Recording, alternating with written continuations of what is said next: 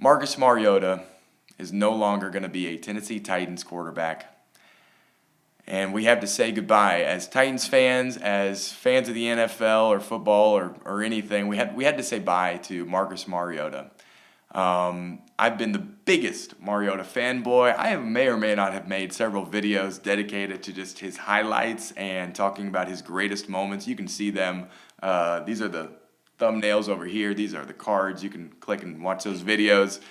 I made those videos last summer, and I never expected things to turn the way they did. However, I'm happy with everything, the way it's turned out. It's crazy. It's crazy. So Marcus Mariota, honestly, what could I say about this guy? This is my Marcus Mariota goodbye video, and he'll never see this video, but if he did, I would just tell him thank you.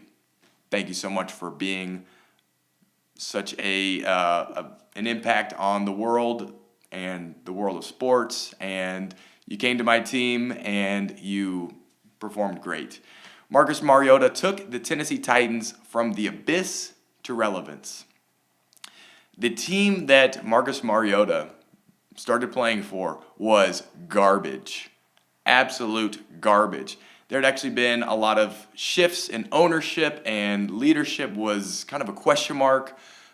We had several coaches after Jeff Fisher that was like, what is going on here? Although Mike Munchak, great guy, great member of the Titans and Oilers organization, it was his coaching and then Ken Wisenhunt eventually, and it was just bad coaching. And the team that Marcus Mariota inherited had something like 50 losses in 5 years, including his rookie year.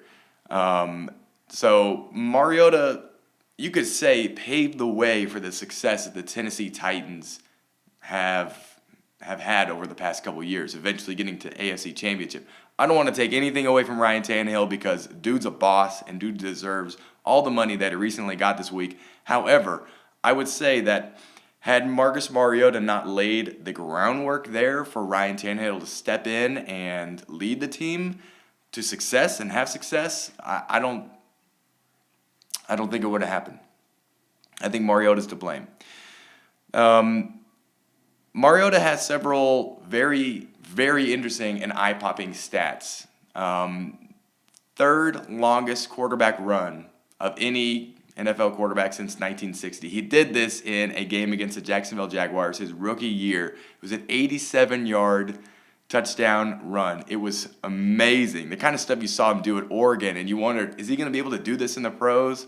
It was amazing to watch. So great. Marcus Mariota, his rookie season was really, really great as far as NFL rookie quarterbacks go. And his first game, which was insanity. If you're a Tennessee Titans fan, you could never forget it. If you're a Tampa Bay Buccaneers fan, you probably never forget it. The first game Marcus Mariota played was against Jameis Winston and the Tampa Bay Buccaneers in Tampa. And this was the first time that the first and second overall picks had to play each other in a game. And it probably hasn't happened since. Probably never will happen again, at least not for a long time. And Marcus came out and played phenomenal. And Jameis laid an egg. And Jameis has had some great games ever since then. It's not to say that it's just all been bad. And Marcus has had his moments of not playing great at all as well. But on this day, as a Tennessee Titans fan, you wanted to see Marcus destroy Jameis, and he did. He actually had several crazy stats. It was the first player, Marcus Mariota was the first player in the Super Bowl era to have a perfect passer rating on his first ever game. He threw the most touchdowns of any rookie quarterback in their first game. And all of that actually happened in the first half. So that's also a stat there. It was crazy. And then, of course, Jameis Winston, on the flip side, his first pass went for a pick six. He ended up throwing another interception or two during that game. I know, crazy to think that Jameis Winston did that. So that was amazing. And just as a Titans fan to see this young kid come out and he has all this potential and he just destroyed it his first week. And obviously the rest of the rookie season wasn't great because it was a terrible team Marcus Mariota was on. But since Mariota, took over after his rookie season, the 10 losses on average per year, the Titans flipped that to about 10 or so wins per year afterwards. So instead of 10 losses, we had 10 wins. It's fantastic stuff. Obviously, Marcus took the Titans to the playoffs. We can't ever forget what he did in Kansas City. Marcus actually has some really interesting Tennessee Titans only records. He has the highest single game completion percentage. It was 95.7 versus Houston. This happened in 2018. It was actually a loss. I think it was in Houston. And he had something like 21 of 22 completions. It was insanity. And the only incompletion bounced right off the hands of Derrick Henry. He put it right where he could get it, and it just bounced right off his hands.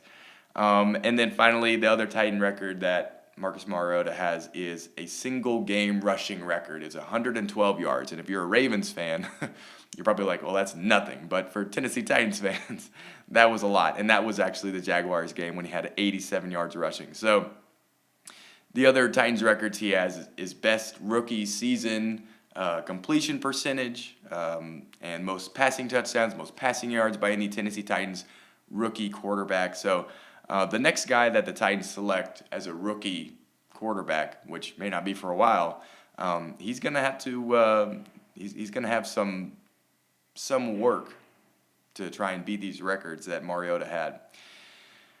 And the last thing I'll say about Mariota, probably not the last thing, but one of the last things I'll say is that Mariota dealt with MCL injuries throughout his rookie year. He broke his fibula at the end of the 2016 season. Awful game against the Jaguars. He suffered nerve damage to his elbow and a stinger to the neck in 2018. The guy was plagued by injuries throughout his career. 2019, obviously not playing the full season, was the first time he's ever not been injured. So the guy has worked through a lot of pain, and anyone that would ever call him soft doesn't understand the situation. The guy has worked through pain, has come back from terrible, awful injuries, and has been a stud the whole time. Mariota went head-to-head with Tom Brady, Drew Brees, Aaron Rodgers, Russell Wilson. All fantastic and amazing quarterbacks, all you could see heading to the Hall of Fame. He took on all these guys and beat them. Marcus Mariota, you know what? It didn't work out in Tennessee long term, but the guy played so great. The guy gave it all, and it's so much more than what I would say the media likes to describe him as being, just a great guy. Boy, love that guy. He's such a great character. You're going to love having that guy in your quarterback room. No, the guy's a baller, and the guy's going to play. And for the Raiders, now you have some legitimate concerns about Derek Carr starting. I said it last year when Ryan Tannehill came over and was the backup quarterback for Marcus Mariota. I said there's no way Ryan Tannehill You could find the tweets, you could find the comments on YouTube, you could find what I said, throw it back in my face if you want to. But I said there's no way. Well, there is a way. There is a way. Either way, Derek Carr being the starting guy and having a great season, whatever, it's going to be great for the Las Vegas Raiders to have Marcus Mariota on their team. So, as a Tennessee Titans fan, I have to say goodbye to Marcus Mariota. Dude was a stud. If you know me, you know I was a huge fanboy. Can't say enough. And, man, wish him the best and wish the Raiders the best with Marcus Mariota.